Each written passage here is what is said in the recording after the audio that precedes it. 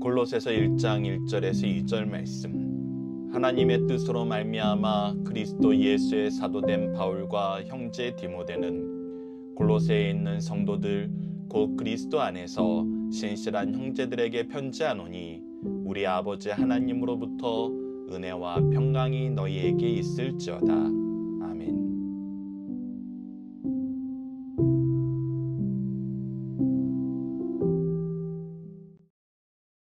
안녕하세요. 승리한 상가족 여러분, 그리고 강성성경연구원 여러분, 오늘은 골로새서 1장 1절에서 2절 말씀을 골로새서는 어떤 하나님의 말씀인가 라는 제목으로 함께 말씀을 나누도록 하겠습니다.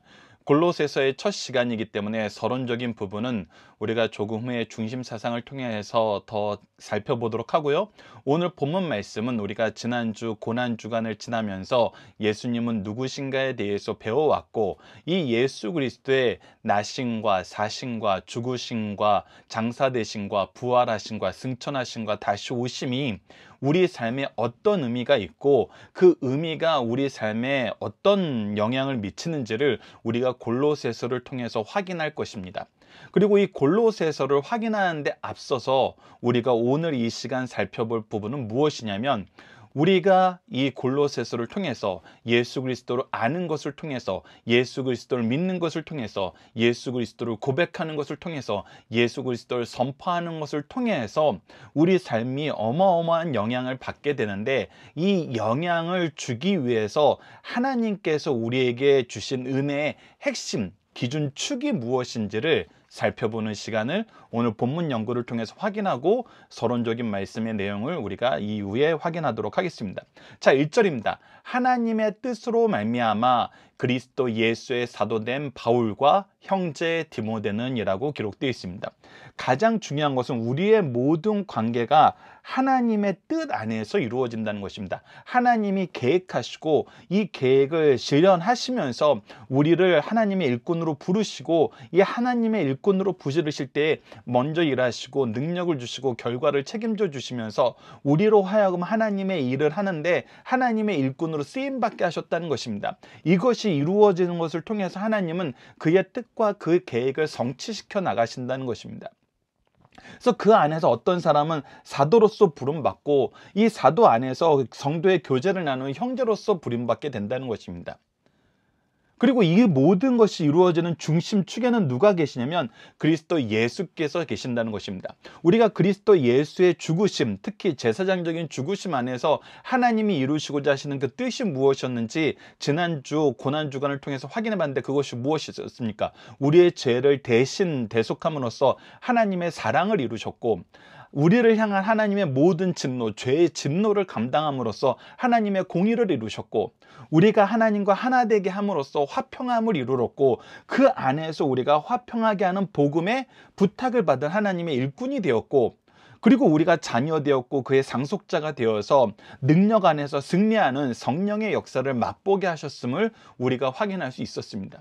그렇기 때문에 예수 그리스도로 말미암지 않고는 우리는 하나님의 일꾼이 될 수도 없고, 하나님과 하나 될 수도 없고, 하나님의 은혜 안에서 구원의 은총을 누릴 수도 없다는 것을 우리가 이미 확인하였고, 그 역사 안에서 그리스도가 중심이 되어서 우리가 사도도 되고 형제도 되고, 2절에 이어서 골로새에 있는 성도들, 즉 교회도 되고, 그 교회 안에서 새로운 성도로서 하나님의 은혜를 계승하게 되는 이 역사가 계속 이어지게 된다는 것입니다. 그래서 우리는 이 안에서 무엇을 해야 되냐면, 골로새에 있는 성도, 곧 그리스도 안에서 신실한 형제들에게, 이제 신실한 형제들로서 우리가 예수 그리스도의 이름으로 하나 되었는데 무엇을 하냐면 편지를 한다는 것입니다. 편지를 한다는 것은 무엇이에요? 바로 이 골로새서 말씀을 전한다는 거예요. 말씀을 선포한다는 것입니다. 하나님의 뜻, 하나님의 말씀을 우리가 전한다는 거예요. 그래서 우리 아버지 하나님으로부터 은혜와 평강이 너에게 있을지어다. 이 하나님의 말씀으로 말미암아, 하나님의 은혜로 말미암아, 하나님의 능력으로 말미암아, 이 성경이 바로 그거잖아요. 하나님의 은혜이고 하나님의 능력이고 하나님의 역사잖아요.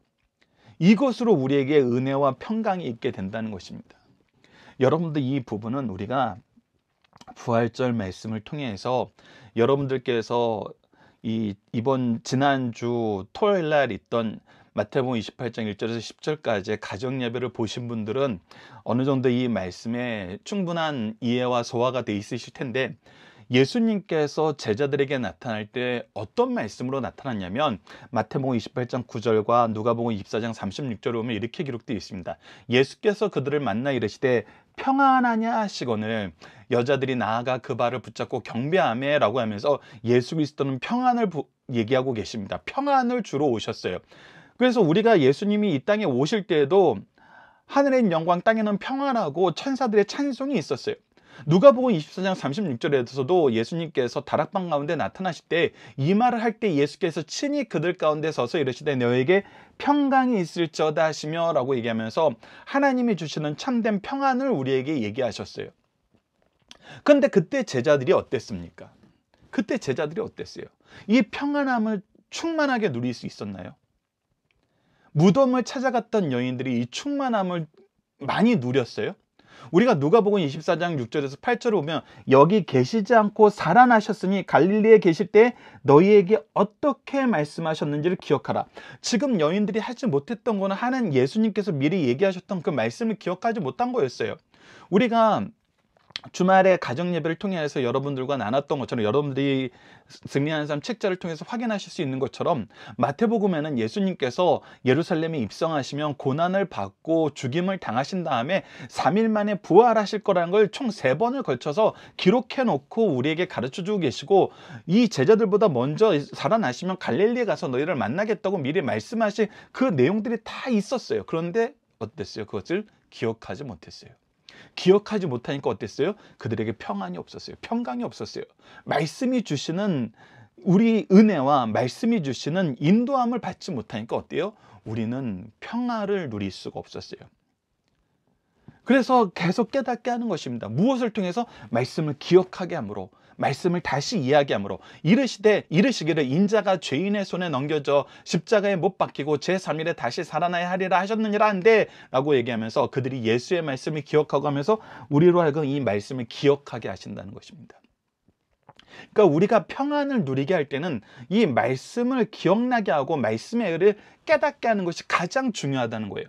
그래서 누가복음 24장 27절과 44절로 49절을 보면 예수님께서 엠마오로 가는 두 제자와 다락방에 나타나셔서 하신 말씀이 무엇이냐면, 이에 하신 일들이 무엇이냐면 이에 모세와 모든 선지자의 글로 시작하여 모든 성경에 쓴 바 자기에 관한 것을 자세히 설명하시느니라. 그래서 성경을 깨닫게 함으로 그들이 불안하고 두렵고 좌절하고 있었던 그 마음에 무엇을 주셨냐면 평안을 회복시키시고 그들에게 하나님의 은혜를 다시 바라보게 하시고 예수 그리스도로 말미암아 이루어지는 이 구원의 은총을 충만히 누리게 하셨다는 것입니다.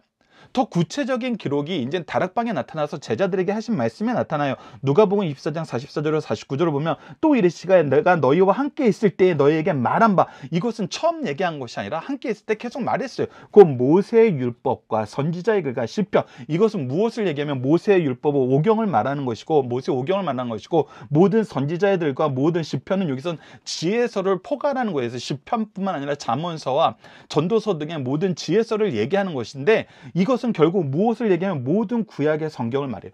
구약 성경 전체가 나를 가리켜 기록된 모든 것이 이루어지리라 한 말은 이것이라 하시고, 그래서 예수 그리스도에 대해서 얘기하고 예수 그리스도의 삶이 어떻게 하나님 앞에서 성취됐는지 얘기했었고 그것이 이제 이루어졌다는 거예요. 이에 그들의 마음을 열어 뭐예요? 성경을 깨닫게 하시고, 성경을 깨닫게 하셔요.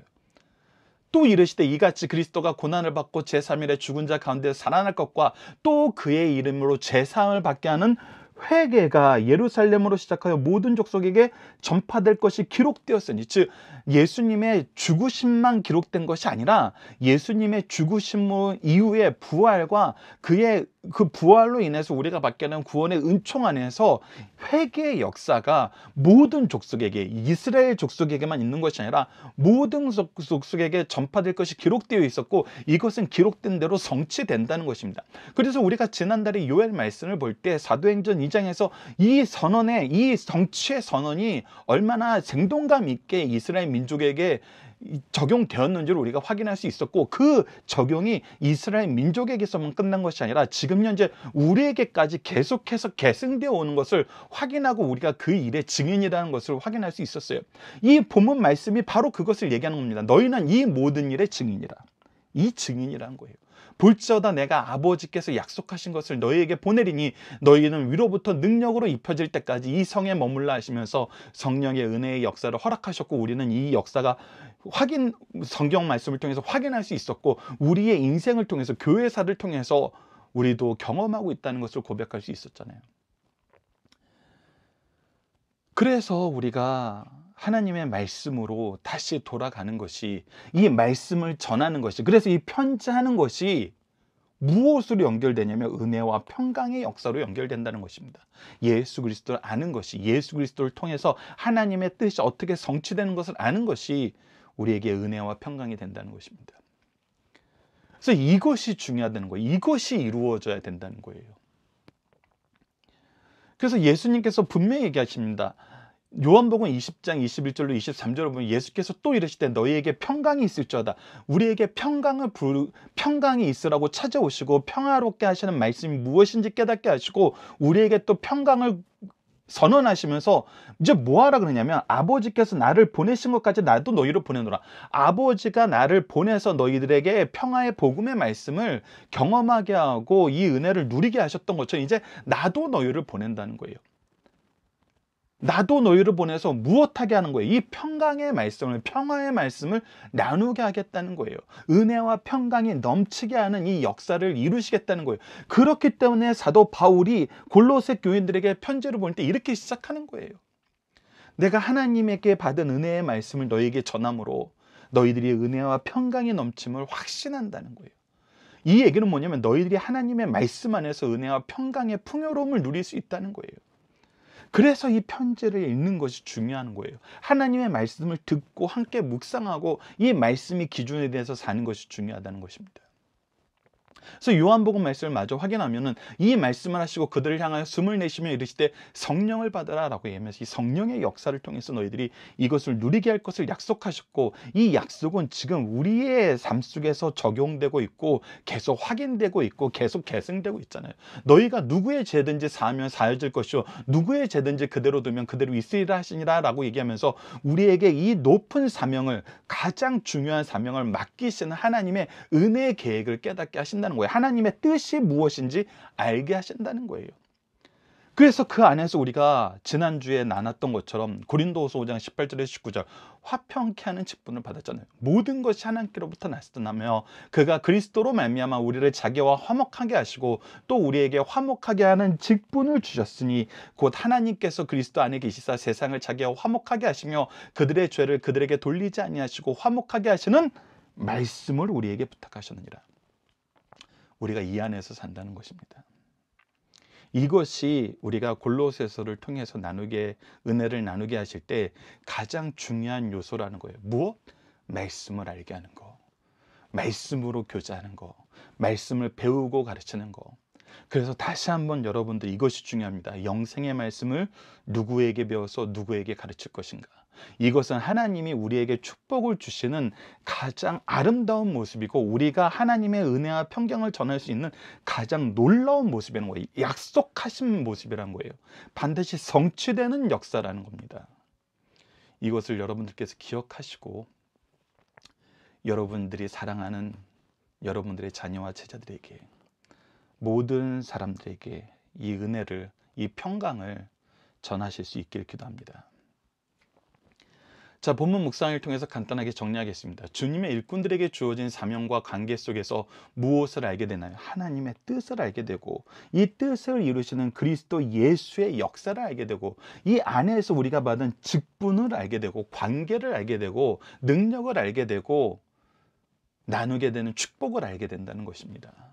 그것이 1절 말씀에 우리에게 풍성하게 기록되어 있는 거예요. 두 번째, 주님의 일꾼들은 하나 되게 하시는 능력이 누구로부터 시작되는 선포하고 있습니까? 그리스도 안에서, 그리스도로 말미암아. 이것은 우리가 지난주 예수님은 누구신가 했을 때 이 내용을 여러분들이 다시 한번 이 네 가지 대제사장으로 이루셨던 이 네 가지 역사, 그리고 가상칠언을 통해서 나타났던 선지자로서, 제사장으로서, 왕으로서의 사명의 모습, 이 일곱 가지의 삶의 모습, 특히 세 가지, 이 일곱 가지는 세 가지의 기도와 두 가지의 선포와 두 가지의 실천이 기록되어 있는데, 이것이 그리스도의 삶의 정말 요약이면서 우리가 나아갈 그리스도의 십자가 기림을 우리가 함께 묵상했는데, 이것을 여러분들 항상 기억하시고 이 내용으로 기도하시고 이 내용의 삶의 중심이 되기를 기도합니다. 자, 본문의 중심 사상을 통해서 오늘은 서론적인 내용을 쭉 확인하는 시간을 갖도록 하겠습니다. 골로새서는 사도 바울이 로마에서 첫 번째 투옥 기간 중에 AD 61년 겨울에서 63년 봄으로 많은 학자들이 생각하고 있습니다. 성령의 감동으로 기록한 하나님의 말씀입니다. 골로새서는 에베소, 빌립보서, 빌레몬서와 함께 옥중서신에 속하고, 올해 저희들이 이 네 가지 옥중 서신을 함께 나누는 것이 신약 안에서 또 중요한 파트로 이어지고 있습니다. 골로새서의 주제는 절대적 우월성과 전능성을 가지신 예수 그리스도예요. 골로새서는 그리스도께서 어떤 분인가를 자세히 보여주고 있어요. 특히 우리는 이미 예수님은 누구신가라는 것을 간략하게 지난주에 확인을 하였고, 이 예수 그리스도께서 누구신지 아는 것이 우리의 삶에 어떤 영향을 미치는지, 이것이 우리 삶에 어떻게 적용되는지, 이것이 우리에게 왜 중요한지를 골로새서를 통해서 우리에게 잘 가르쳐주고 있습니다. 골로새서는 그리스도께서 어떤 분인가를 자세히 보여주고 있어요. 특히 골로새서 1장 13절에서 23절은 신구약 성경을 통틀어 그리스도의 신분과 사역에 대하여 가장 조리 있고 풍성하게 소개하는 말씀이에요. 이 말씀을 통하여 이미 믿고 고백한 예수 그리스도에 대하여 다시 확인하도록 하는 시간을 갖도록 하겠습니다. 예수께서 가이사라 빌립보 지방에서 제자들에게 너희는 나를 누구나? 라고 물으실 때 이 질문에 12제자뿐 아니라 전 인류에게 하신 질문이었어요. 이 질문에 대한 답은 예수와 관계를 형성하는 것이요, 기독교 신앙의 시작이며 내세를 결정하는 중요한 내용입니다. 베드로사서는 성령의 감동을 받아서 주는 그리스도시요 살아계신 하나님의 아들이시라고 대답할 수 있었습니다. 특히 골로새서는 현대를 사는 그리스도인에게 매우 귀중한 말씀으로 주께서 창조주이심을 선언하고 그분을 믿고 따르는 우리의 사명과 이치를 확인시켜 줍니다. 초교파, 초교회 시대, 현실적으로 교회의 머리와 주인이 인간으로 보이기 쉬워요. 골로새서는 너무나 확실하게 주께서 교회의 머리이시며 주관하시는 분임을 보여주고 있습니다. 자, 여기서 우리가 골로새서를 통해서 가르치고자 하시는 굉장히 중요한 내용을 확인할 수 있어요. 현대 사회는 항상 지금 무엇을 부르짖고 있냐면 뉴 스탠다드, 새로운 기준, 뉴 오더, 새로운 질서를 얘기하고 있어요. 근데 이 새롭다는 것이 항상 좋은 것으로 나타나는 것은 아니에요. 이 새롭다는 것의 핵심에 뭐가 있냐면 하나님을 부인하는 거, 예수 그리스도를 부인하는 거, 성령의 역사를 부인하는 거.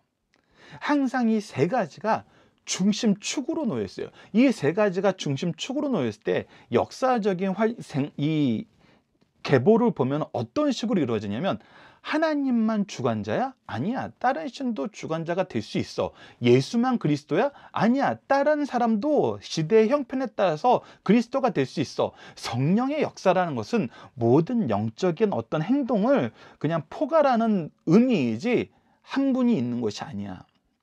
이렇게 처음에는 다양화를 시킵니다. 다양화를 시켜요. 다양화를 시키는데 이 안에 어떤 함정이 있냐면, 다양화를 시킬 때 이 다양화의 근간이 되는 것은 무엇이냐면 그들이 가지고 있는 하나님의 말씀도 아니고, 그들이 경험한 성령의 역사도 아니고, 그리스도를 통해서 성취된 구속의 은혜도 아니에요. 그들이 얘기하는 다양화의 그 근간이 되는 기본 소스들은 무엇이냐면 샤머니즘이에요. 내가 믿고 싶은 걸 믿는 거예요. 내가 원하는 걸 따라가는 거예요. 그러면서 그것을 동일선상에 놔요. 하나님도 다른 우상과 동일선상에, 메시아 그리스도도, 예수 그리스도도 다른 인류의 구원자들과 동일선상에, 성령의 역사도 뭔가 신적인 모든 활동으로 동일선상에 놔요. 근데 그것이 이제 어떻게 했어요? 과학이 발달하면서 샤머니즘적인 거, 사람이 생각하던 공상적인 것은 다 무너졌어요. 근데 무너질 때 무엇도 같이 무너졌다는 얘기로 연결시키냐면, 그래서 성경이 얘기하는 하나님도, 성경을 통해서 경험되는 예수 그리스도도, 성경을 통해서 약속된 성령도 그 동일선상에 놓고 같이 무너뜨려 버렸어요. 그래서 신성이란 것과 신앙이라는 것에 대해서 새로운 질서를 세워야 된다고 그러면서 다 무시하는 쪽으로 갔어요. 그리고 그것을 철저하게 무엇으로 연결시켰냐면 심리적인 어떤 이 지지 요소로 바꿔버렸어요.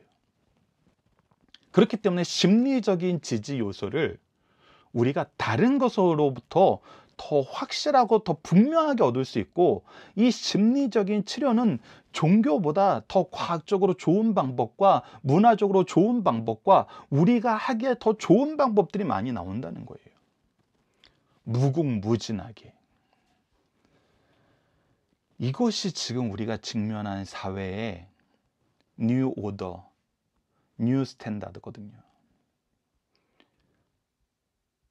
그럴 때 골로새서 말씀이 주어지는 거예요. 이것은 여러분들 우리 시대에만 있는 거 아니에요.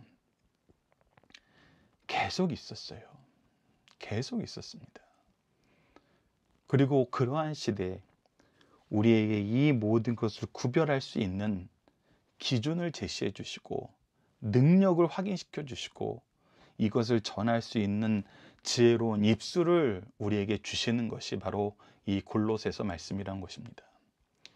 자, 계속해서 봅시다. 그러므로 골로새서의 내용의 구성은 다음과 같습니다. 전반부 1장과 2장은 만물보다 뛰어나신 그리스도의 품성과 권능을 소개한 교리적인 해설이고, 후반부 3장에서 4장은 그리스도에 대한 복종을 가르침과 동시에 실천적 행위를 강조해요. 실천적 행위에서도 우리 인간적인 기준으로 하는 것과 예수 그리스도의 복음 안에서 하는 것은 그 겉모양은 비슷해 보여도 내용과 결과는 완전히 다르다는 걸 우리에게 소개해 주고 있습니다.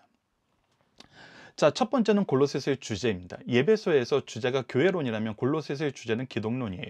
골로새서의 기독론은 그리스도의 신인 양성을 부정하는 그릇된 가르침과 이단 사상을 불식하는 목적에서 주 예수 그리스도의 절대 우월성과 전능성을 선언하는 기독론입니다. 이 부분은 우리가 예수님 누구신가 했을 때 처음 첫 번째, 두 번째 챕터에서 확인할 수 있었던 것이죠.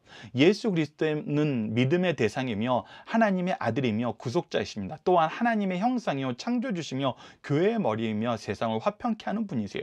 골로새서의 기록 목적을 이제 우리가 가장 중요한 부분이니까 가장 많은 페이지를 통해서 우리가 확인해 보도록 하겠습니다. 에바브라는 골로새 교회의 당면한 문제를 해결할 수 없어 머나먼 로마에 있는 바울을 찾아가 보고하였고, 이에 바울은 그리스도를 바로 소개하고 이단의 정체를 밝혀 그들을 유혹으로부터 구해내고자 골로새서를 썼어요.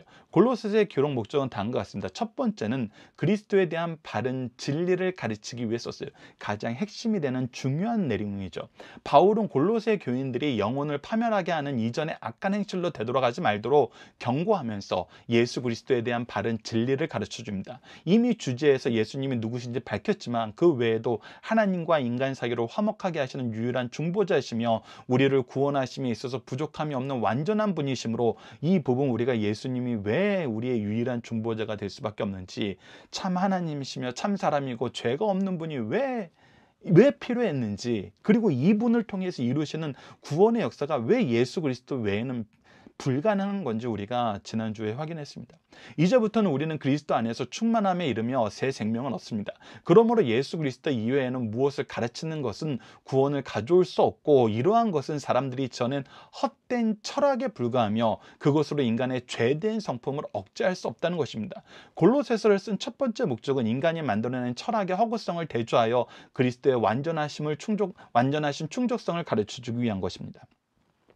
자, 두 번째는 매우 부도덕한 이교주의에 빠질 위험성을 경고하며 바른 신앙을 지키게 하기 위해서 썼어요. 골로새 교인들은 예수를 믿기 전에 몸에 배어있는 우상숭배와 음란한 생활로 돌아갈 위험성이 있었습니다. 그들의 과거 습관, 주변 환경이 악으로 가득 차 있으므로 새로운 믿음을 지키기 위해서는 음란과 부정과 사욕과 악한 정욕과 탐심과 분함과 노여움과 악의와 비방과 부끄러운 말과 거짓에서 벗어 버리라고 권면하고 있어요.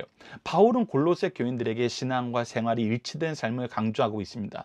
그러한 삶을 살기 위해서는 예수 그리스도께 관심을 집중시키고 교회의 설립자요 지도자인 에바브라 같은 사역자를 존귀히 여기라는 것이 바로 이 골로새서의 교훈입니다. 세 번째, 골로새 교회에 활동하고 있는 4대 이단 사상으로부터 성도를 보호하기 위해서였어요. 이 4대 이단 사상은 지금 현재에도 동일하게 적용되고 있습니다. 첫 번째가 거짓 철학이에요. 초기 영지주의자들은 자신이 비밀을 발견하고 환상을 보았다고 주장하였습니다. 사람들의 가르침에 근거하여 영적 지식을 주장하였어요. 이들은 교인들로 하여금 진리에서 벗어나도록 유혹했습니다. 그들은 스스로 영적 비밀을 깨달은 자로 자처하면서 그리스도의 충만하신 신성과 주권을 부인하였습니다. 그러나 바울은 그리스도의 위대하심을 주장하면서 완전한 구세주로서 그리스도의 최고 주권과 그의 온전심을 강조하고 있어요. 이것은 동일합니다. 현대에도 예수 그리스도가 아닌 새로운 것을 계속 얘기하고 있어요. 그래서 이상하게 우리도 교회 안에서 예수 그리스도에 대해서 얘기하는 것이 점점 줄어들어요. 세상 이야기는 점점 많아지고 세상의 관심은 점점 높아지는데 이것이 항상 예수 그리스도를 통해서 바라보는 것이 우리의 삶에 가장 아름답고 좋고 지혜로운 모습인데도 우리는 자꾸 예수 그리스도를 빼고 보려고 그래요. 근데 이것이 계속 세상에서 우리에게 주입시키고 있는 모습이에요. 그것을 이제 거짓 철학으로 대표해서 얘기하고 있습니다. 둘째, 유대교의 의식주의예요. 거짓 선생들은 육체의 할례 의식, 음식의 규례, 절기에 대한 규례 등을 중시하면서 유대교적인 사상으로 골로새 교회를 위협하였어요. 이것은 성경에 대한 바르지 않은 잘못된 해석을 얘기하는 거예요. 바울은 구약의 모든 제도는 그림자에 불과하며 실체이신 그리스도가 오심으로써 필요 없는 것이 되었음을 가르쳐줘요. 그래서 세상도 예수 그리스도의 십자가를 통해서 바라봐야 되지만 구약의 모든 제도도 예수 그리스도를 통해서 바라봐야 돼요. 그래서 예수 그리스도를 아는 게 중요하고 예수 그리스도를 통해서 세상을 보고 우리의 영적인 부분을 보는 것이 중요한 거예요. 그렇지 않으면 잘못되게 된다는 것입니다. 잘못된 유대교의 의식주의에 빠지게 된다는 거예요. 이제 우리에게 필요한 것은 그리스도 안에 거하는 것이라는 것입니다. 그래서 그리스도 안에 그리스도와 함께, 이것이 우리가 표지에서 In Jesus Christ, with Jesus Christ를 적어놓은 이유예요. 골로새서를 통해서 우리가 이 두 가지 역사의 구분을, 우리 두 가지 시각을 분명히 정립을 해야 된다는 것입니다. 이것을 정립하도록 가르쳐 주시는 말씀이란 거예요. 셋째, 금욕주의입니다. 거짓 선생들은 극히 엄격한 규율을 육체에 감으로써 육체의 욕망을 억눌러야 한다고 가르쳤어요. 그들은 자신의 몸을 괴롭게 하는 것이 하나님을 섬기는 것으로 생각했고 자신이 겸손하고 경건한 체하였어요. 그러나 바울은 금욕주의가 육체의 정욕을 이루는데 무익한 것이며 오직 생명이신 그리스도와 연합함으로 옛사람과 그 행위를 벗어버릴 수 있으며 하나님의 형상을 닮은 새 사람으로 성장할 수 있음을 가르쳐줘요. 이 부분은 여러분들 자세히 설명하는 것은 뒤에 본문에서 하도록 하고 분명히 차이가 난다는 겁니다. 좀 더 간략하게, 정확하게 일치된 설명 아니면 간략하게 설명하는 것은 우리가 일반적으로 이 금욕주의를 무엇으로 여기냐면 우리의 의로 여긴다는 거예요. 이것은 유대교의 잘못된 의식주의하고도 연결되는 것인데, 너 금식해봤어? 너 성경 많이 읽어봤어? 너 기도 몇 시간 이상 해봤어? 이 모든 것은 여러분들 우리가 해봤어가 아니라 우리가 은혜로 누리게 되는 하나님의 선물인데 이것을 우리의 의로 포장하는 거예요. 이것이 금욕주의의 어리석음이라는 것입니다. 네 번째는 천사 숭배 사상이, 천사 숭배를 가르치는 것은 영지주의가 주장하는 것건데 하는데, 천사도 피조물입니다. 피조물인데 우리가 뭐 하나님의 일을 한다고 계속 뭔가 새로운 우상을 만들어 버리는 거예요.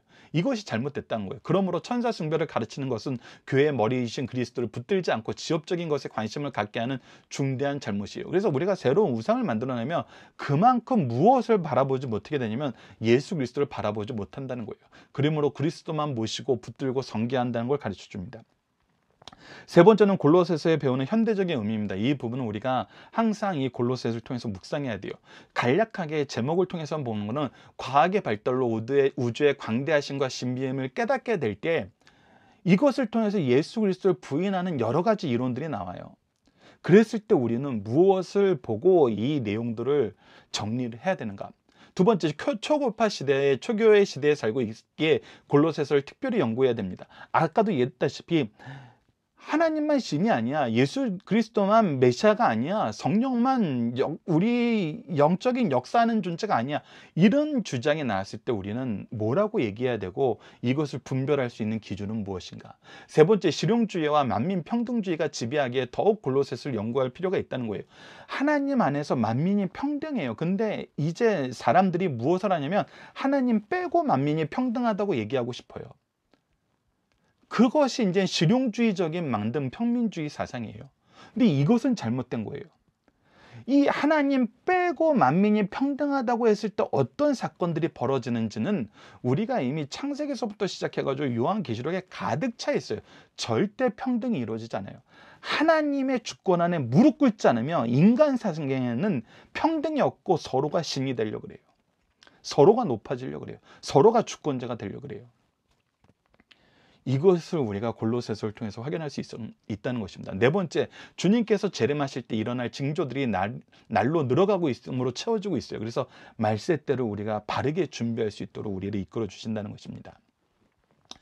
자, 본문 단위나 평강이 의미하는 것은 무엇입니까? 앞서 얘기했듯이 평강은 하나님을 아는 거예요. 예수 그리스도를 아는 거예요. 그래서 이 핵심에는 무엇이냐면 예수 그리스도의 복음의 말씀이 있다는 거예요. 하나님이 우리에게 주신 은혜의 말씀이 있다는 거예요. 그래서 우리는 이 복음의 말씀을 의지했을 때, 이 복음의 말씀 안에 충만하게 거할 때 이 평강의 참된 역사를 누릴 수 있다는 거 여러분들 꼭 기억해 주시길 부탁드립니다. 자, 이제 본문 적용하기입니다. 오늘 첫 시간이라고 너무 많은 내용, 짧은 본문이어서 더 많은 내용을 담게 되었는데 이제 우리가 이 말씀으로 우리의 삶을 살 때 우리의 기준이 성경적이다, 예수 그리스도의 중심적이다, 예수 그리스도 안에서 예수와 함께 한다고 했을 때 우리의 삶의 태도와 방법과 방향이 변하게 돼요. 그래서 우리가 개인의 삶 속에서 그리스도와 가정과 교회 사이에 맺는 관계 속에서 하나님의 뜻과 예수 그리스도의 은혜를 아는 것은 삶의 태도와 방법과 방향에 어떤 변화를 가져오나요 했을 때 우선 이것을 로마서에서만 한번 정리를 해봤습니다. 우리가 성경 전체를 통해서도 확인할 수 있지만 로마서가 이 부분을 굉장히 명확하고 우리에게 분명하게 드러내주기 때문에 이 부분을 가졌어요. 우리가 삶에 대한 태도는 로마서 1장 14절과 로마서 8장 39절에 나타나요.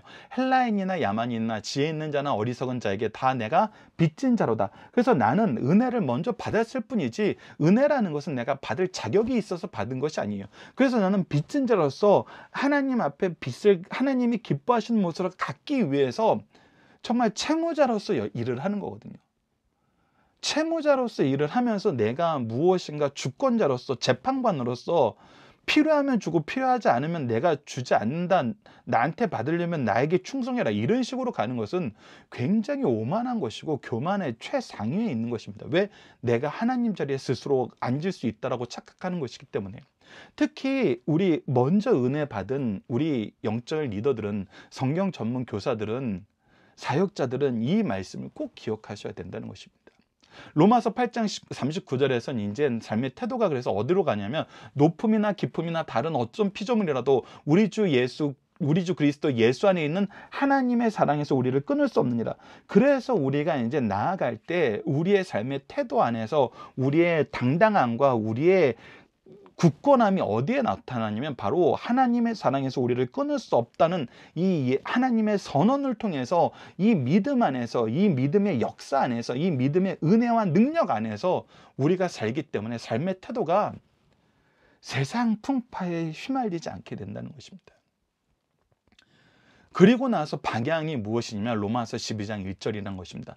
그러므로 형제들아 내가 하나님의 모든 자비하심으로 너희를 권하노니 너희 몸은 하나님이 기뻐하시는 거룩한 산 제물로 드리라. 이것이 너희가 드릴 영적 예배니라. 그래서 우리의 삶의 방향은 하나님이 기뻐하시는 산제사, 하나님을 향한 예배로 나아간다는 거예요. 즉 하나님이 기뻐하시는 거, 하나님이 기쁘신 뜻을 따르는 거라는 거예요. 그래서 방법이 완전히 바뀌는데 방법이 바로 로마서 12장 10절에서 21절, 로마서 15장 30절입니다. 형제를 사랑하며 서로 우애하고 존경하기를 서로 먼저 하며 부지런하며 게으르지 말고 열심을 품고 주를 섬기라. 소망 중에 즐거워하며 환난 중에도 참으며 기도에 항상 힘쓰며 성도들의 쓸 것을 공급하며 손 손 대접하기를 힘쓰라. 너희를 박해하는 자를 축복하라. 축복하고 저주하지 말라. 즐거워하는 자들과 함께 즐거워하고 우는 자들과 함께 울라. 서로를 마음을 같이하여 높은 데 마음을 두지 말고 도리어 낮은 데 처하며 스스로 지혜 있는 채 하지 말라. 아무에게도 악을 악으로 갚지 말고 모든 사람 앞에서 선한 일을 도모하라. 할 수만 있거든 너희로서는 모든 사람과 더불어 화목하라. 내 사랑하는 자들아, 너희가 친히 원수를 갚지 말고 하나님의 진노하심에 맡기라. 기록쓰되 원수 갚는 것이 내게 있으니 내가 갚으리라. 주께서 말씀하시니라. 내 원수가 줄이거든 먹이고 목마르거든 마시게 하라. 그리함으로 내가 숯불을 그 머리에 쌓아 놓으리라. 악에게 지지 말고 선으로 악을 이기라. 여러분들 이 말씀 꼭 묵상해 주실 부탁드립니다. 로마서 15장 30절입니다. 형제들아, 내가 우리 주 예수 그리스도의 성령의 사랑으로 말미암아 너희를 권하노니 너희 기도에 나와 힘을 같이하여 나를 위하여 하나님께 빌라. 그래서 우리가 이 삶을 이겨내는 방법은 기도라는 것입니다. 하나님이 우리 주신 말씀과 말씀이 기준되는 삶과 기도라는 거예요. 계속해서 로마서 16장 25절 27절에 방향성에 대해서 확인합니다. 나의 복음과 예수 그리스도를 전파함은 영세전부터 감춰있다. 그래서 우리의 삶의 방향은 그리스도의 복음을 선포하는 거라는 거예요. 이제는 나타내신 바 되었으며 영원하신 하나님의 명을 따라 선지자들의 글로 말미암아 모든 민족이 믿어 순종하게 하시려고 알게 하신 바, 이것을 알게 하셨고 우리 이 알게 하신 그것을 전하는 삶을 사는 거예요. 그 신비의 계시를 따라 된 것이니 이 복음으로 너희를 능히 견고하게 하실 지혜로운 하나님께 예수 그리스도로 말미암아 영광이 세세 무궁하도록 있을지어다. 아멘. 그래서 우리가 그리스도의 영광 안에서 사는 것은 이 복음의 은혜, 복음의 능력, 복음의 역사라는 것입니다. 이 말씀을 여러분들 삶에 깊이 자리 잡게 하시길 기도합니다. 이번 주 공동 기도 제목은 예수 그리스도의 이름을 힘입어 기도하여 능력 속에서 예수 그리스도를 바로 고백하는 삶, 바로 선포하는 삶을 살게 하여 주소서입니다. 오늘 본문 말씀을 통해서는 우리를 사랑하시고 은혜로 이끄셔서 주님을 믿고 고백하고 선포하는 삶을 살게 하시니 감사합니다. 우리가 은혜에 빚진 자로 온유함과 겸손함으로 복음을 전하게 하여 주시고 우리를 사랑하시고 은혜와 능력 주시는 아버지의 뜻 안에서 아버지께서 주신 사명을 아버지의 기뻐하시는 모습으로 행하게 하여 주소서. 주의 일에 서로 협력하며 구속사의 능력 있는 일꾼들의 삶에 증거가 가득한 교회와 가정이 되게 하여 주소서 기도하는 우리 승리한산 가족 여러분들, 강성성경연구원 여러분 되기 기도합니다. 감사합니다.